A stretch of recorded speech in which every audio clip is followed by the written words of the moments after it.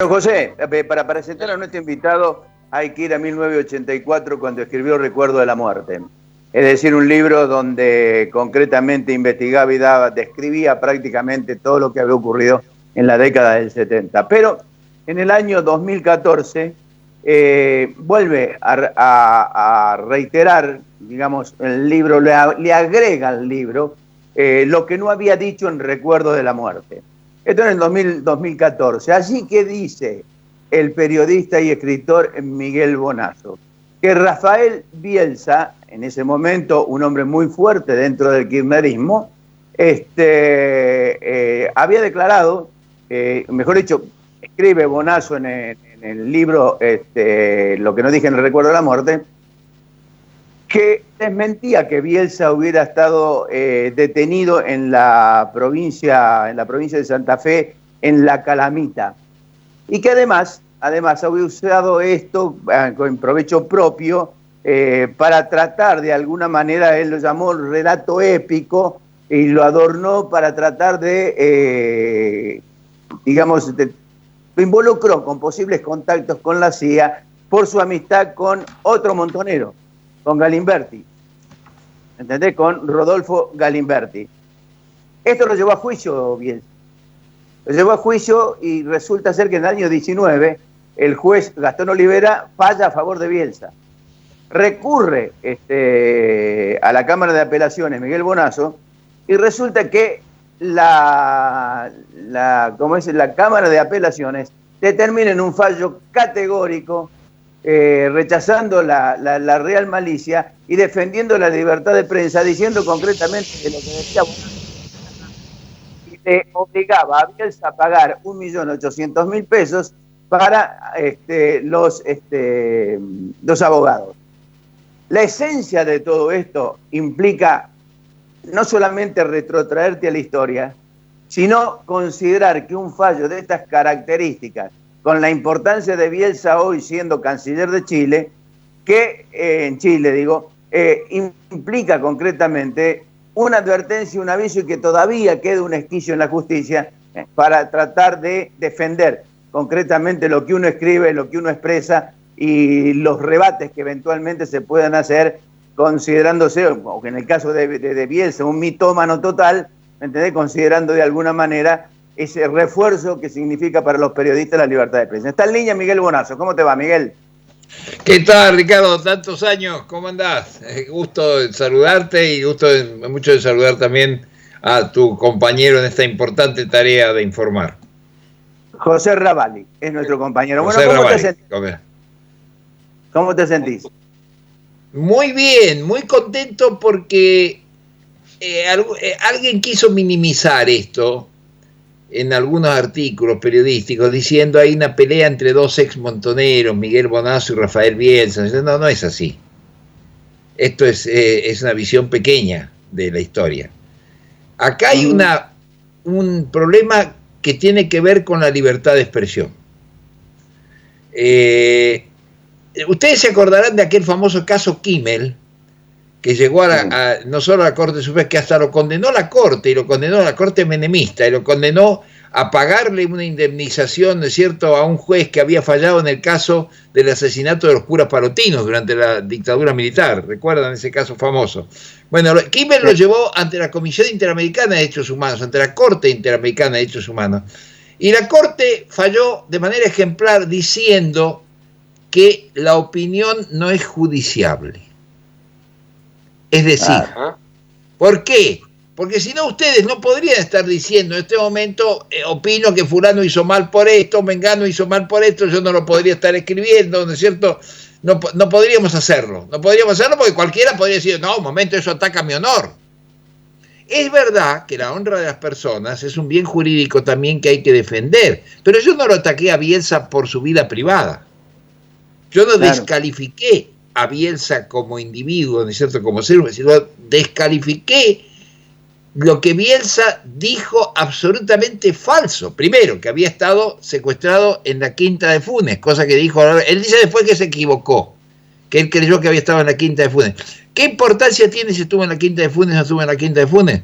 En la Quinta de Funes estuvieron personajes de mi libro Recuerdo de la Muerte, del primer Recuerdo de la Muerte, del que hace alusión justamente Ricardo, que se publicó en 1984, que mereció algún premio y ser traducido a varios idiomas, y que es el primer libro que se escribió sobre el terrorismo de Estado, el primer libro que se escribió contando la intimidad de la Escuela de Mecánica de la Armada, y también la intimidad de lo que había pasado en Rosario, ¿no es cierto?, con el segundo cuerpo de Galtieri. Bueno, ahora, Bielsa se querella, me querella, ¿no es cierto?, por lo que no dije en Recuerdo de la Muerte, donde cuento que no solo que no estuvo en Funes, sino que digo algo que está en su currículum, que él lo puso cuando fue canciller, desgraciadamente, de Néstor Kirchner, y yo confieso, ahí sí confieso, la ingenuidad de no haberlo visto en aquel momento.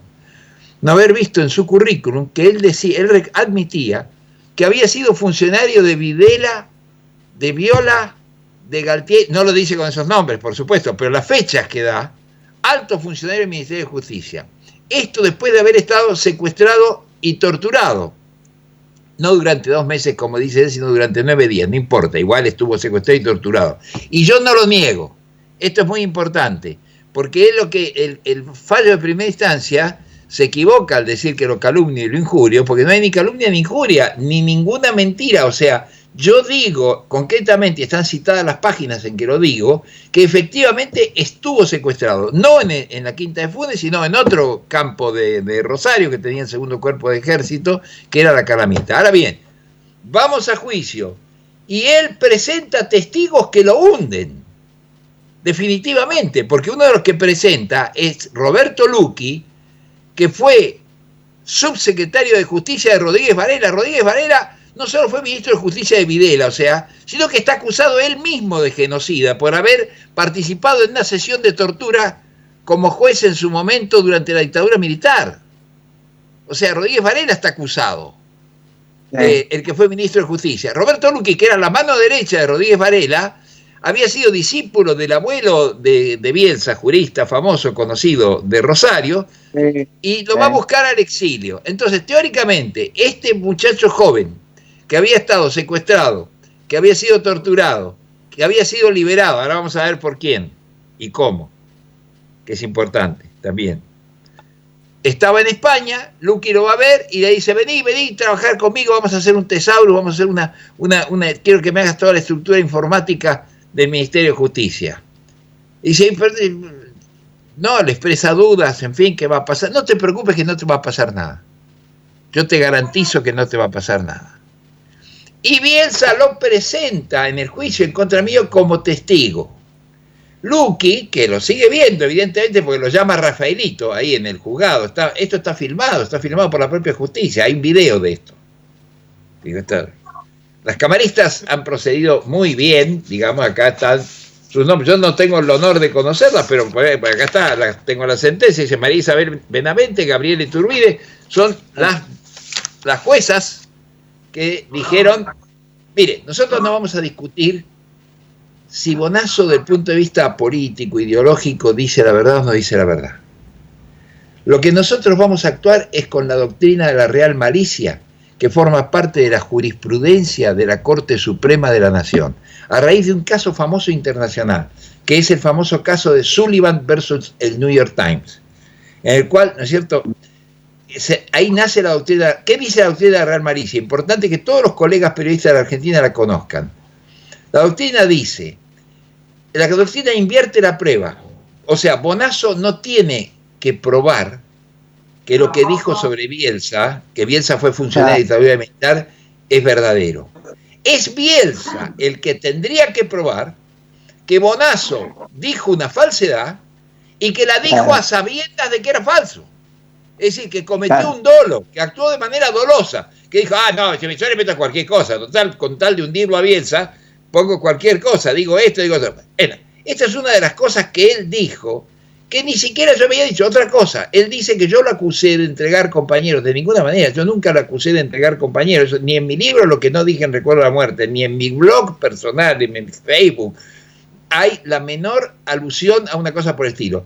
Ahora, qué curioso, él presenta un documento de una declaración que él hace ante un coronel del ejército, del segundo cuerpo de ejército, tras ser liberado después de 9 días de cautiverio. Curiosamente la justicia dijo que había estado secuestrado 2 meses, pero estuvo secuestrado 9 días. Esto no tiene mucha importancia, pues estuvo secuestrado efectivamente y seguramente fue torturado. Esto no lo puse yo en tela de juicio nunca.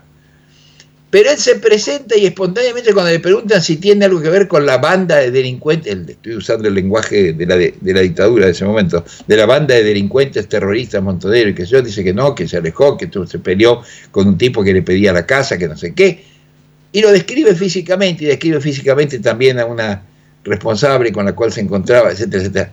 No sé por qué aportó ese documento, francamente, es un documento muy equívoco y raro. No voy a abrir juicio sobre ese documento, pero hay elementos, quiero decir, de sobra para decir que Bielsa ha tenido una actitud dudosa en el relato de los propios hechos de los que fue protagonista, que son hechos que tienen que ver con la actividad pública. Es decir, dijo durante 20 años, y luego dice que se equivocó, que había estado en la Quinta de Funes. Ahora, ¿por qué lo dice en una nota que hizo en Página 12? Hace muchos años, que iba como recuadro en una nota mía, para colmo. O sea que yo efectivamente tuve una buena relación con él, una relación cordial, y admití que hubiera ese recuadro. Una nota que se titulaba El tipo está loco, para contar que él había resistido de manera tan heroica la tortura que los torturadores decían está loco. Bueno, Miguel, esto es lo que yo llamo, y de esto sí lo acuso, y lo digo con mi opinión, inventarse un pasado heroico que no existió.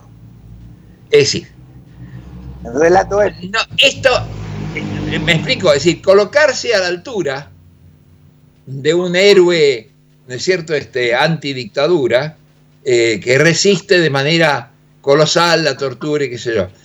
Después presenta a un testigo como Luqui ante los tribunales de justicia cuando me quiere condenar a mí, que dice que lo liberó Galtieri, y que lo liberó Galtieri por gestiones que hizo él, Luqui, ante amigos militares, que cita, como el coronel Lizarazu, que era amigo de Galtieri. Entonces, digo, las juezas vieron todo esto y dijeron, no señor, categóricamente, es decir, no dejaron ningún resquicio, porque el fallo de primera instancia que lo favorecía a él y que algunos medios titularon, en vez de ser solidarios con el periodista, fueron solidarios con Bielsa, con el funcionario, o sea, fueron solidarios con el poder, titularon fallo histórico. El fallo histórico es el de ahora. Este es un fallo histórico. Porque este fallo garantiza para todos nosotros, no para Bonazo, la libertad de expresión. Es decir, se puede opinar, y dice más, la figura pública debe ser más tolerante que el ciudadano común respecto de lo que se dice. Precisamente porque tiene que tener un nivel, un umbral, dice la sentencia, tiene que tener un umbral mucho mayor. Porque para algo acepta ir a la lid pública, y porque la gente necesita estar bien informada, el periodista tiene libertad plena de opinar. No sé. Este fallo, Ricardo, Miguel, si vos conseguís, José. Sí. No, te digo, tenemos 2 minutos para cerrar el bloque, así que te dejo que introduzcas y le preguntes a Miguel para ir cerrando después el bloque. No, simplemente para decir que este fallo por lo menos, y en esta época, implica un punto de inflexión y un leading case para el futuro, porque evidentemente respalda concretamente la función del periodista. Totalmente, absolutamente, Ricardo, es así. Por eso yo creo que los que intentaron reducirlo a una discusión entre dos ex montoneros, reducirlo a una bronca entre Bonazo y Bielsa, acá no hay polémica. Acá hay alguien que recoge ciertos hechos y los expresa como periodista, un señor que se agravia diciendo que atacan a su honra, y una justicia que dice no hay ningún ataque a la honra. Bonazo no se entrometió con la vida privada del señor Bielsa ni lo descalifica. Descalifica sus acciones públicas, las que él mismo ha contado y utilizando efectivamente las supuestas verdades, no verdades que él ha contado. Miguel, te agradecemos mucho esta conexión. Sí.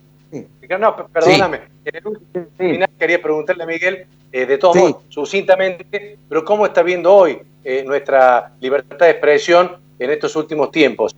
Con espionaje por un lado, que pasaron en el gobierno anterior, con presiones en este gobierno. ¿Cómo lo está viendo, Miguel? les queda muy poco tiempo para que pueda hacer un análisis de extensión lo suficientemente, digamos, verídico y eso. Pero lo que diría muy sucintamente es que en este terreno, como dijo muy bien George Orwell, lo sintetizaría con una frase muy clara. El periodismo que no inquieta al poder, sea el poder político o sea el poder económico, no es periodismo, es relaciones públicas. No sé si Orwell sintetizó bien la cosa. Miguel, un abrazo grande, Miguel.